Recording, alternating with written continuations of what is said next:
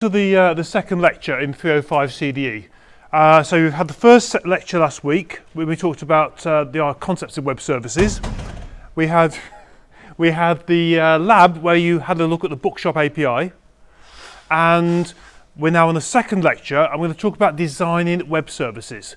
So your lab this week is all about designing a web service. Just like you saw my documentation, I'm going to take you through the process of designing.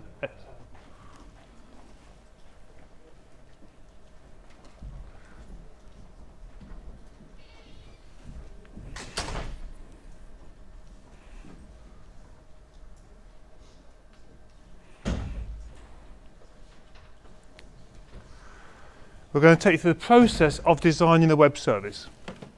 So we're going to start off by talking about architectural paradigms, because there's two different ways you can design web services. We're going to look at the old way and the new way, and then I'm going to take you through the whole process of designing the API. Right, before we start, a couple of really useful books, or books that sit on my bookshelf and get used regularly. The one on the left is the one I use to refer to the most. In fact, I've nicked the design mechanism, design stages from that book. Okay, so I'm not plagiarising, that's where it came from. But I've changed it and modified it to suit my own needs. The one on the right, have you come across cookbooks, O'Reilly cookbooks before? All the chapters, there's dozens and dozens of small chapters, and each chapter is, how do I do something? You know, how do I do this? How do I secure a web service? How do I retrieve data from a web service? So basically, it's a whole series of questions in that, and each question has a detailed breakdown of the answer of how you go about doing it. So that's really useful. So the combination of the two books is really good. The middle book is brand new. That came out end of last month, so I haven't read it yet. I had a glance through the chapters, titles, and it's by the same guy who wrote that book. So I've got good hopes, because that book's about 3 years old now, and he's just written this one. It's about twice as thick, which means it's twice as good or it's twice as boring. Okay, so I'll give you feedback on that one in a few weeks' time. But that one is a slim book, brilliant book, good for designing web services. The important thing about all three is they are completely language neutral. None of them mention a programming language. They talk about the principles. Okay, that means you can implement any of these things in any language you want. You can even do it in .NET if you want to now, or Perl, or Python, or PHP, or C++ if you really want a big challenge. So these are nice language neutral.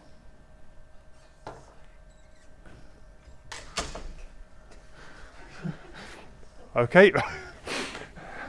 These are all, there's only 2 lecture theatres in this end of the building, so it was 50-50, wasn't it? So these are all good books worth having a look at. Okay, resource-oriented architecture. Okay, the idea is a resource-oriented architecture. The resource-oriented architecture treats a web service as a series of resources, a series of things, objects in the system. Okay, so there's 2 questions you have to ask. Addressability, which we talked about last week. There was every resource has to have a unique address on the system, and the interface. What methods do you want to carry out? So we've got the nouns and the verbs. So with a resource-oriented architecture, you have to consider nouns and verbs. The nouns are the objects, and the verbs are how we interact with those objects. So we've kind of talked about this in great detail. Now, resource-oriented, this is really important. It's like dogs and tails, yeah? A dog has a tail. I can't remember which way around it goes. Come on, get yourself in. Okay? Or I think it's 4 legs one, isn't it? Yeah. A dog has 4 legs, but just because it's got 4 legs doesn't mean it's a dog. Okay?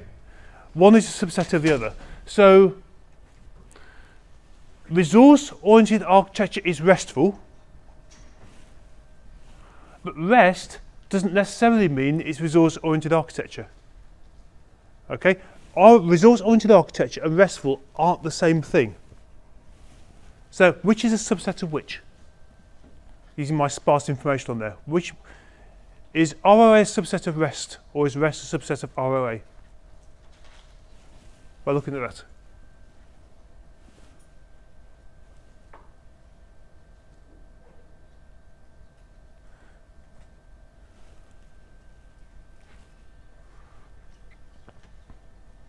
ROA is RESTful, but REST isn't ROA necessarily. Yes, it is. ROA is a subset of REST. Okay, so if you design a resource-oriented architecture, it's going to be RESTful. Okay, guaranteed, because it's a subset. But if you design a RESTful architecture, it's not necessarily resource-oriented architecture. You could technically design a RESTful web service which is not resource-oriented. Okay, service-oriented architecture. Okay, this is the old school way of thinking about web services. This is what SOAP did, the precursor to REST. A service-oriented architecture treats a web service just like a program. So it treats the web service as a piece of software with functions.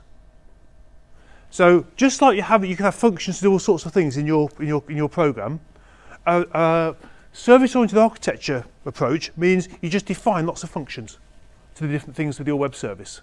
You're not thinking about resources. Okay. You're not thinking about resources. You're thinking about logical representations of things. So this is, if you come from a programming background, there's a temptation to adopt service-oriented architecture because it kind of fits into the way you think about software. So technically you could design a RESTful web service as a service-oriented architecture. Okay, but we're not going to. Bad marks, black marks for doing that. It's a very bad idea. You need to design in a nice resource-oriented approach. So now we're going to look at how we design RESTful APIs. The lecture will not be a very, very long lecture today because I want to go through some questions and answers and just make sure we're 100% sure what we're doing. Because if we get this step wrong, if you blow the lab this week, you're stuffed for the following 4 weeks. Because if you design your web service poorly, you've got to implement that web service over the following 4 weeks, and it'll be a very bad web service and difficult to implement. So this is a very quick summary of the steps we're going through. And you probably recognise this if you looked at the lab sheet for this week. Okay, this is exactly the same as appears on your lab sheet. So very quick summary, you define your URLs for the resources. So if you're doing a bookshop, you might have books, a book, a resource, you might have people resources, you might have author resources, you might have category resources, you see what I mean? So that's almost like a database schema, isn't it? Where you're identifying the entities within your system. Then you determine what methods you need for each entity. So if I've got a book, I need a get so I can retrieve the book, don't I? I need the post so I can add a new book. I need a delete so I can delete a book, and I probably need a put so I can update book details. So I've got all 4 methods for that particular resource. The representation is accepted from the client. When someone does carries out these methods on the resource, what data are they supplying? What data do they need to send to the service? So if you're viewing the book, what are we saying? Should we have it by title? Should we have it by ISBN? Should we have it by, anything you want? And you might have multiple options for some of these. So you've got to think about how people are going to request the information. In programming terms, what are the parameters? What parameters do you have to specify to get the data? And then the representation served to the client is all about JSON data, isn't it? The structure. Is it variables, strings, ints, floats? Is it dictionaries of these? Is it arrays? Is it a combination of these? So you've got to think about how you're going to serve the data back to the client. The next step is, do these resources link together? For example, if I've got a category, the category could contain books, couldn't it? So I might have a list of categories, then a URL which points to a list of books in that category. And then the books in the category might have a URL which points to the book details. So just like a web page, you can hyperlink pages together with web services. And finally, and this is the extension task for the high grade, is you can guarantee that when people interact with your API, they won't get it right. They'll make mistakes. They might miss parameters off. They might put the wrong sort of data in parameters. They might use the wrong method. How are you going to handle those error conditions? And you probably saw in my documentation, I'd really thought through the different ways people could get things wrong. And I thought, first of all, about what the HTTP error should be, what the response code should be. 200 code, the 300 code, the 400 code, the 500 code. I also thought about the specific problems, types of problems, and I gave those my own custom error codes. Then I thought about the exact problem, and I put a little sort of extra information in it, didn't I? So I thought about the different layers of support I can give people when they're trying to interact with the web service. So, what's a resource? Well, a resource can be anything. Okay, that's the hardest thing. I had one guy tried to start this lab yesterday, and he got stuck on this point. What's a resource? A resource is anything your users might want to interact with. That's the answer to a resource. If it's something which the users are going to interact with, it needs to be in there, doesn't it? It needs to be uniquely addressable. So it's almost obvious, really, isn't it? But it's worth spelling out. If it hasn't got a URI, it's not a resource. So you might have internal stuff mechanisms which the user doesn't see. They're not really resources. That's just business logic behind the scenes. If it's going to be a resource, it has to have a unique URI. There's no point giving it a URI unless the users are going to want to interact with that particular resource. So really sort of so important. If you get this step right, the rest of it will flow from here. And URIs should be human readable. They should be easy to understand. Okay? URIs should be descriptive, which means if you look at a URI, you should be able to see just by looking at the URI what it does. Okay?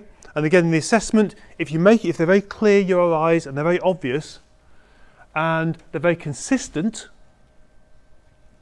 then you get more marks for this. Because the hallmark of a good web service is descriptive and consistent URIs. Interesting question. Can a single URI point to two different resources? Yes or no?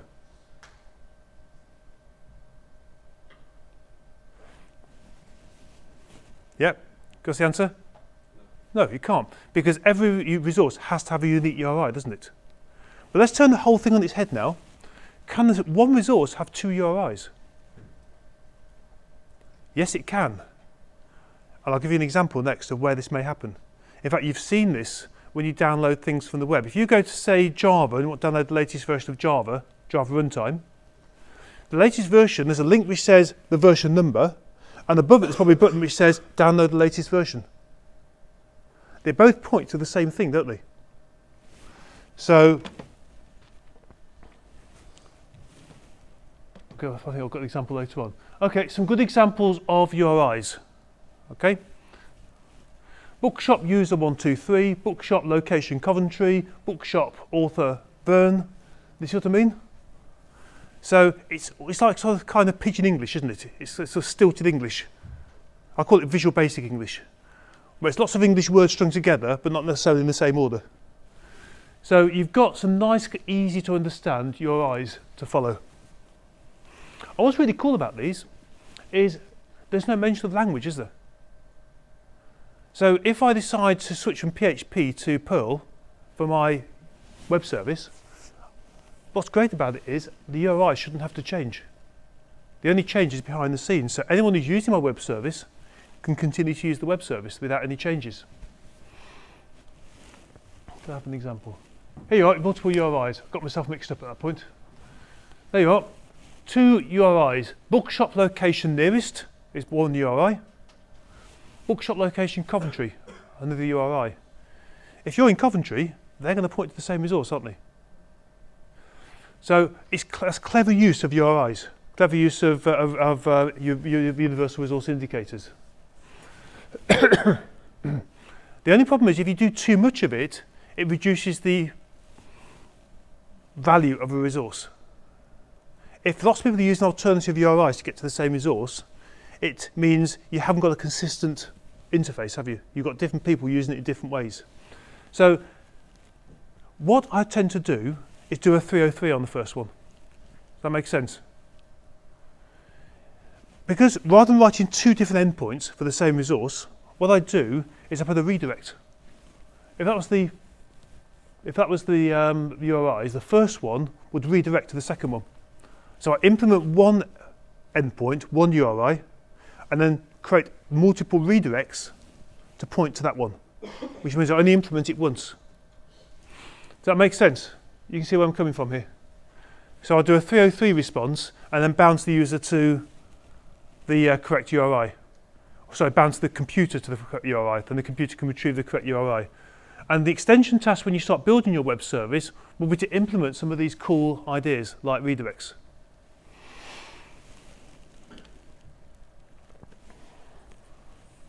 Okay, just to recap and hammer the point home because this is so important. Addressability, the concept of addressability, really important concept. Can an entity be targeted and found? That's what addressability means. Can we uniquely find a URI? Can we find a unique entity using a URI? And the URI is the addressability mechanism. It's the way in which we address our URIs. Just like if you use object-oriented programming, you have libraries, don't you? And you find classes using like a dot notation within the library to find the correct class. Well, that's addressability as well. It's finding the correct class within this huge class library. Another important term, statelessness. Does the web service have a memory? In other words, does it know who you are? When you make a request and then you make another request, does it know it's the same machine, the same person making the two requests? Yes or no? It doesn't. It has no idea. It doesn't keep any information about the user state, whether logged in or logged out, on the server. So in other words, you said each request has to be completely self-contained. If you've got to log in, you've got to send the login details with every request. Because once you've sent it with the first request, it will send you the response back. If you send another request in, it has no memory of the first request.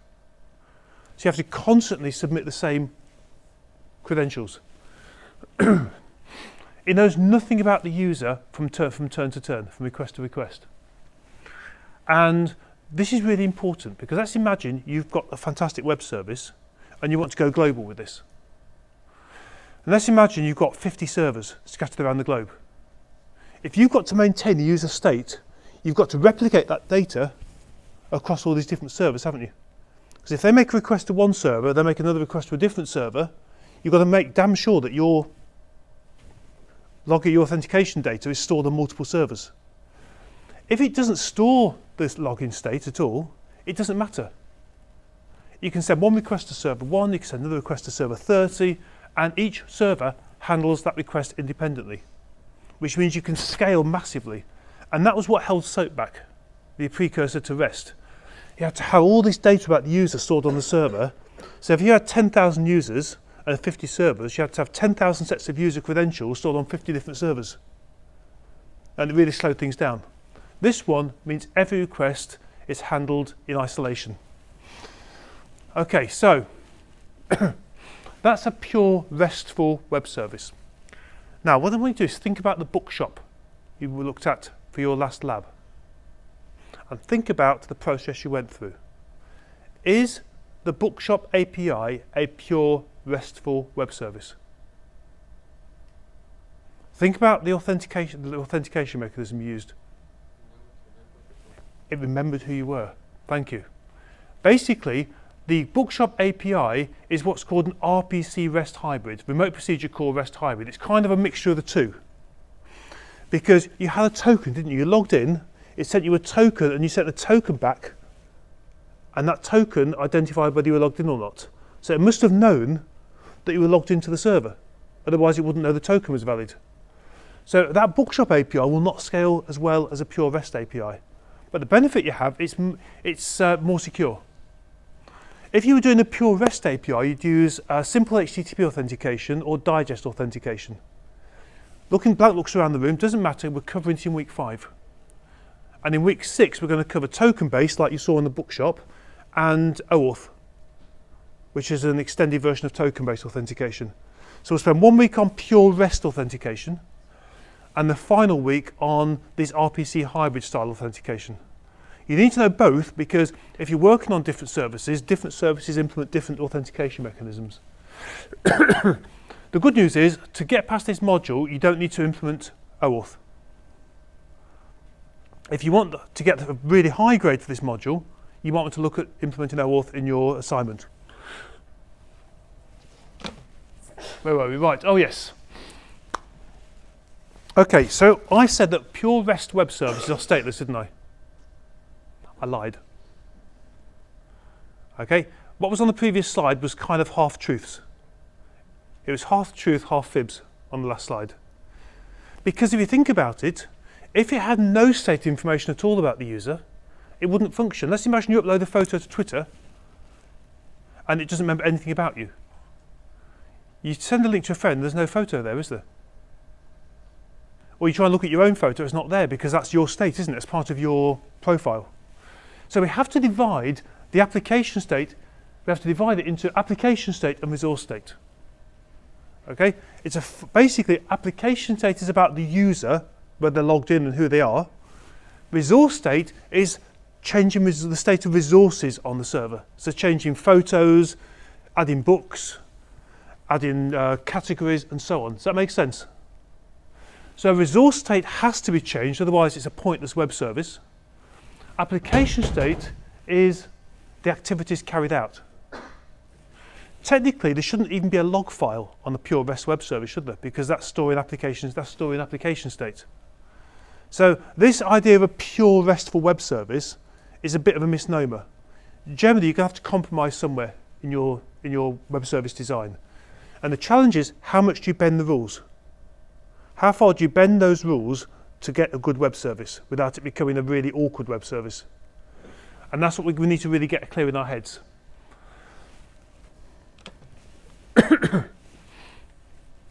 Okay, now we get into the more complicated stuff. Representations. Let's think about a resource. Let's think about a book resource. If I ask for book details, what should I get sent? What would I get sent if I asked for the book? Book /123 or book /Goldfinger. What should it send me?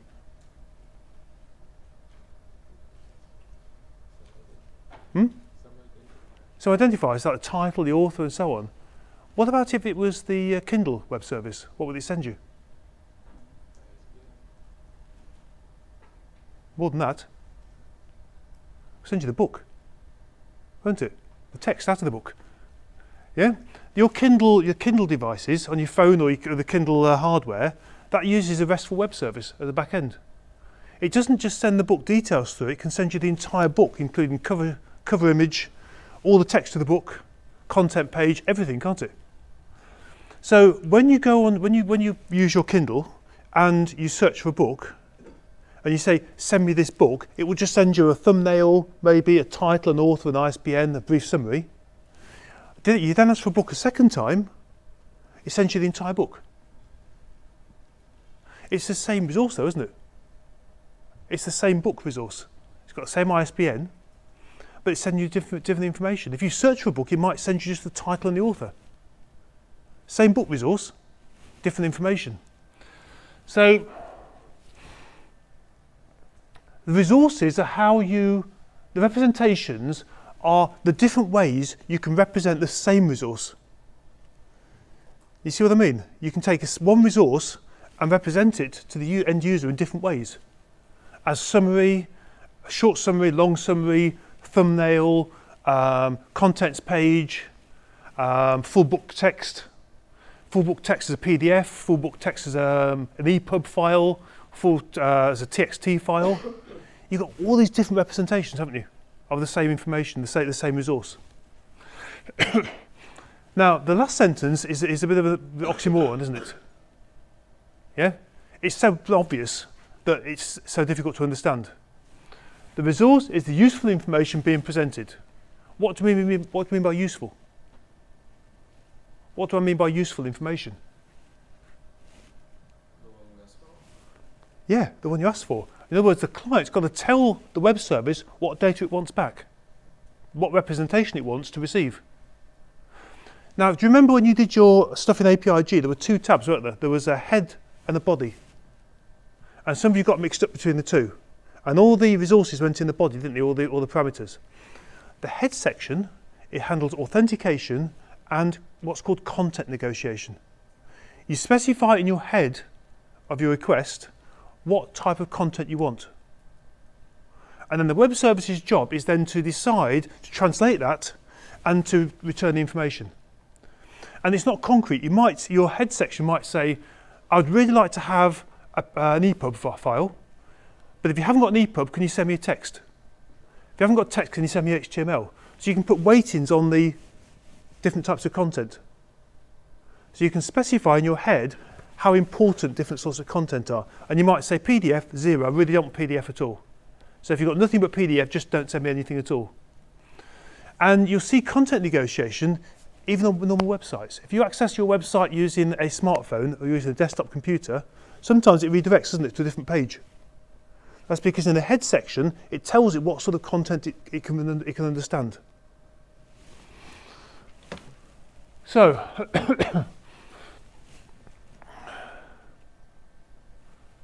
representations. Really, really important concept to get your head around. You have to, the client has to tell the server what representation it wants. But what happens if the client doesn't specify representation? What should the server do? What are the options here? And there's a few. If someone doesn't bother specify the representation, what should the server be doing? Yeah, you have a default. Then I would say have a default. Or you might send a response saying content, content not selected, or type of content not selected, or something like that, yeah? But generally, I would say it's always safe to send a default. So if it was a book they're asking for, I'd probably send the summary of the book, maybe a thumbnail, some title, author, and so on. Okay, I wouldn't send nothing.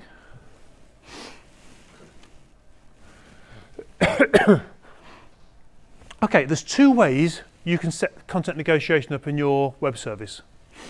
The first way is you can add a parameter to the URI.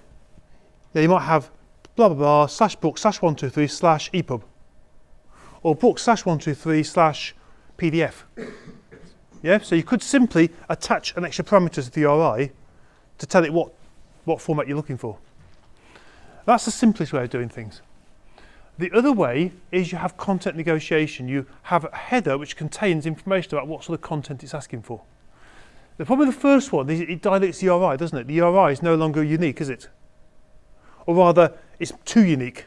You've now got two URIs pointing to the same resource, haven't you? It's treating the different formats of the same URI it's treating different formats of the same resource as different URIs, isn't it? So my preferred choice is to do content negotiation. That's why I'm going to be teaching you content negotiation in, I do believe it could be next week's lecture. Okay, content negotiation next week, week 3. Yes, it is. Effectiveness.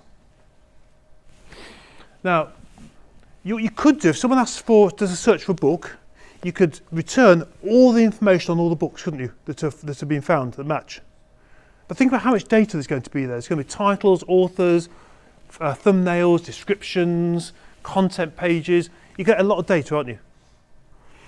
A proper RESTful web service, a well-designed one, will simply return the bare minimum information it can. Maybe title and author. And then each book will have a link, a URI link, to the detailed information about that particular book. And then just like you would click on the link, you can design your client to follow the link. If someone chooses that book, you can follow the link and pull off more information about the book. So you're reducing the bandwidth that your web service is using. So in a way, remember I said that web services were machine readable web, didn't I, last week? Well, that's the case in point, isn't it? Just like a website has links, you build links into your JSON data. So you might have a dictionary entry. The key is book details. Value is the URI for the book details, and then you can use that in your client. So that's really important. This is a recap from last week in case we've got goldfish memory from last week. Only four main methods we can use. And these correspond to the CRUD, don't they, to the database operators. You can create a resource with POST. You can retrieve a resource with GET. You can update a resource with PUT. And you can delete a resource with DELETE. So as you design your URIs, you're also specifying what methods they respond to. And another term for this is the uniform interface, the actions we can carry out. Okay, so that's just a summary of what we did last week. Create, retrieve, update, delete, 4 operators, because we're dealing with entities, aren't we? Resources. Okay. Get, retrieve, delete, post, create a new resource. That's wrong, that's a new URI. And put is modify. Okay, so you've got these 4 main methods. There's a bit more intricate than that. Okay, if you look at the specifications of these methods, they actually overlap slightly and they're a bit ambiguous. But if you stick to that, you can't go far wrong. Please don't use get for everything, as someone did last year. Every single URI was a get. Then you had to design different URIs for different operators, for different parts of the interface, because he'd forgotten about this idea of methods. Right. This is the confusing bit. And I'm going to put this on the slide because otherwise you're going to read the book and say, Mark, you're wrong. Your slide's wrong. So someone said this last year to me. So I put this in, put and post. You can add a new resource using put or post. The way you do it though is fundamentally different. If the if the client is in charge of determining the URI of the resource, you use put. If the web service is in charge of determining the URI for the new resource, you use post. Now, let's think about this for a minute. If I'm adding a new book to the system, what would be my primary key really for a book? What's my unique identifier? ISBN. So who decides the ISBN of the book that's being added? Is it the client or the server? If you're adding a book, who determines the ISBN? The client adding the book or the server storing the book? You have to specify the ISBN when you add the book, don't you? As part of the data, part of one of the parameters. So if you're adding the book to the system, you probably use put. Because the client, probably the URI is going to be /book/ and then the ISBN number, isn't it? And that's being determined by the client, isn't it? Because they're specifying the information that goes in that URI. So if you've been really savvy about this, you'd say, that's a put. That's not a post. If it was using, if in the URI it was using some random identifier or an ID from the table, from the books table, like book/123, I'd probably use post. If you're at all uncertain about this, use post. If you think you understand this slide, then you can start to choose between post and put, and you can make an informed decision. This is getting to the sort of subtle nuances of REST, okay, or rather the HTTP protocol. This is where you spend too long reading the documentation, okay, and you start identifying little issues. So potentially, creating resources could be put or post. If you're unsure, use post. If the client is definitely building the URI on the client, it's determining the exact URI, you should use put. The logic behind this is, effectively, the URI is a predetermined URI for that resource, isn't it? Therefore, it could technically already exist. Therefore, we're just adding to a blank we're adding to a blank resource, which probably makes less sense than it did before. So the idea is you have to make a clever decision based on the end URI and the resources. Right, safety. Online safety. No, web service safety. There are safe methods and unsafe methods. Generally, safe methods don't have to be secured. You don't need any authentication for them. Unsafe methods should have some form of authentication around them. That's the way you break things up. So a lot of your gets will probably be public with no authentication. Some won't. If you're retrieving a list of users on the system, that would be secure, wouldn't it? But retrieving a list of books, a list of bookshops, a list of book categories, searching for different books, that's safe, isn't it? That's a safe method, a safe thing. Okay? So safety is to do with, well, what is it to do with? Looking at those, if you can change a resource, it's unsafe. If calling that method and with that method, calling that URI with that method will not change a resource, it's safe. So another term, yet another term to wrap your heads around. Oops. Now we talked about this briefly last week, didn't we? I do believe. And this ties into what I just talked about whether inserting records is going to be put or post. This wraps into that, which is why I'm repeating it. The idea with ID impotent operation has the same effect no matter how many times you apply it. Because if you're adding a book by ISBN, let's use that example again, you are specifying the URI, aren't you? If you add the same book twice, because you're specifying the URI, you won't generate two resources. Therefore, put is ID impotent. Okay? Post is ID impotent. Sorry, post isn't ID impotent because when you're adding by post, you're letting the server determine the URI, aren't you? So if you add the same book multiple times and the server determines the URI for it, you can end up with the same book in multiple times. So put and delete and get, obviously, because get's ID impotent because obviously are ID impotent. If you delete a resource by URI, once you've deleted it, you can't delete it twice, can you? It's gone, it's gone. If you put to a fixed URI, you can't generate more than one URI from that. Therefore, it's ID impotent. But if you post a new resource, you can post the same resource over and over again and end up with lots of identical resources. Okay, so think about this and that will help you determine the correct method to choose and the correct approach to use when you design your URIs and design your interfaces.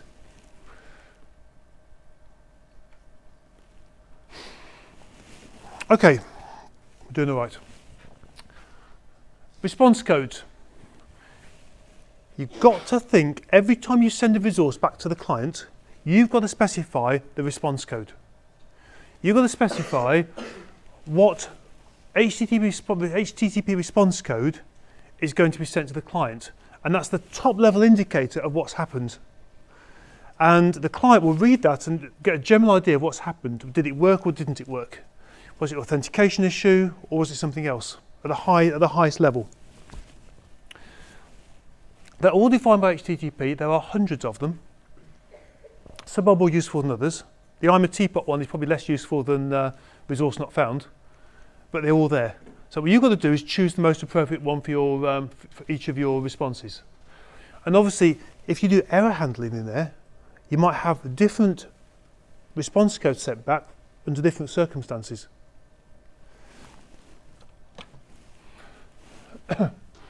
So let's look at some possible scenarios here. Scenario 1, user isn't authorized. They haven't sent the credentials through. The data's not there. They haven't provided the right parameters. These are common things, aren't they? You can think about these happening. It probably happened to you when you were testing the web service. It's not the right data. We've asked for ISBN number and someone sent a title. The method's unsupported. You've got categories and someone said use the post method in get categories. It's not supported, we need to tell them. The URI doesn't exist, that's a common one. Okay, you specify the wrong URI, blah, blah, blah, etc., and you can go on forever with this. If you don't provide good error handling, your users will walk away, your developers won't use the web service. Because I use the error systems to figure out what I should be doing. I'll try something out with the web service. If it doesn't work, I'll look at the data I get back, understand the data and try again. And it's an iterative process to figure out how to use it. If you do this properly, they probably won't have to read your documentation very much because the web service is self-documented, isn't it? You try something, it tells you what the error was, you try again, and eventually you get there. You probably saw that, you know when you added a book by ISBN, I added a little gotcha in there, didn't I? What was the format for the ISBN number you had to specify when you added a book? ISBN : yeah, I did that on purpose to see whether you were paying attention. If you just specified the ISBN number, you'd have got an error code come back saying the format was wrong. And it tells you what the format should be. So I've tried to throw as many cool bits into that web service as I could think of to get you thinking about how to design your own. So, just to summarise, your lab this week. You're going to be identifying each resource, each entity within your system. So if you're reviewing games, you might have consoles, users, games, genres. Think about it like a database. Your database tables and how they link together. For each resource type, what's the, you've got to come up with the URI, haven't you? A URI that makes sense. You can build up. For each resource type, what are the methods? Is it to get, post, put, delete? Combination of all four. Okay, so you've got to decide which of the four methods you're going to be using. What data is going to be sent from the client to the server with each of these requests? What's the structure of the data that comes out? Okay, so it's going to be JSON, but what is it? Is it primitive data types, dictionaries, arrays, combinations thereof, and so on? How are you going to link the resources together so you haven't got to download too much information each time? And finally, what are the error conditions? What might go wrong? What could possibly go wrong, and how are you going to make sure you provide the good feedback for the user? So you've got 5 more labs now before this first assignment's due in. So I'll just very quickly go over the 5. First one, this week's one, you're designing your web service, API. There is no programming, there is no code, it's just documentation. And we're doing top-down design here. We're designing everything before we build it. Bottom-up means you kind of build it as you go along, and you document as you go along. So this week we're designing the web service. Next week we're going to build our web service, not building it, we're going to install the frameworks. So you need to have your creative login sorted out by then, really important. We're going to use CodeIgniter REST API, or REST server, I think it's called. And you're going to do some simple gets. So you're going to start building your web service up using some gets, retrieve the information. The week after, we're going to implement post, put and delete, but no authentication still. The next week, we're going to do simple HTTP authentication, and we're going to do digest authentication. And then the last week, we're going to cover token-based authentication and talk about OAuth. Okay, so there's been 2 weeks on design, 2 weeks on build, and 2 weeks on secure. And make sure you finish all the lab tasks, okay? Make sure you work through those tasks properly. And if you notice, by the end of it, your assignment's finished, isn't it? If you do these labs properly every week, your assignment's finished. There's no work to do on top of that. Any questions? Okay, so odd lab's okay. Not too busy, not too many people. Quick show of hands. Who's on the Wednesday lab? Okay, so I'll see you guys tomorrow for that. Who's on the Monday morning, the early birds? Yeah? Good luck. And who's on the second one? There should be 77 people in this module. I'm looking around the room, I'm seeing about half, which is worrying slightly, but at least we're recording it. Okay, thanks guys, thanks for coming up on time, and I will see some of you tomorrow, and I'll be around on labs on Monday anyway, just to make sure everything's okay.